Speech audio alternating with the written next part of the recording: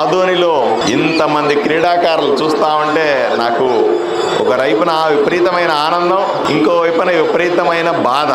ఆనందం ఎందుకంటే నేను అప్పటి నుంచి చూస్తా ఉన్నా, ఎట్ట బౌలింగ్ చేస్తున్నా, బ్యాటింగ్ చేస్తున్నారని నా కళ్ళ ముందే 10 టీంలు ఆడుతూ ఉన్నాయి. అక్కడ ఎవరింటికి వాళ్ళు కొట్టుకుంటా ఉన్నారు. అందరూ కూడా బ్రహ్మాండమైన బాడీ లాంగ్వేజ్తో ఉతికి పడేస్తా ఉన్నారు. అది ఆనందం. అరే ఏంట్రా ఈ కర్మ, ఇంత పెద్ద చరిత్ర ఉన్నటువంటి ఆదోనికి, ఇంత పెద్ద పేరున్నటువంటి ఆదోనికి, రెండవ బాంబే అని ఒకప్పుడు చెప్పుకున్నటువంటి ఆదోనికి ఒక క్రీడా మైదానం లేదింది, ఒక స్టేడియం లేదింది అని బాధ. ఈ రెండు కూడా నా మనసులో ఇబ్బంది పడతా ఉన్నాను. కానీ తప్పనిసరిగా దేవుడు దయదలిచి ప్రభుత్వం కొంత నిధులు ఇస్తే వీలైనంత తొందరగా ఆగిపోయినటువంటి స్పోర్ట్స్ కాంప్లెక్స్ ఉంది మన దగ్గర. పునాదులేసి ఆపేసినటువంటి స్పోర్ట్స్ కాంప్లెక్స్ ఉంది. దాన్ని పూర్తి చేయాలనుకున్నాను.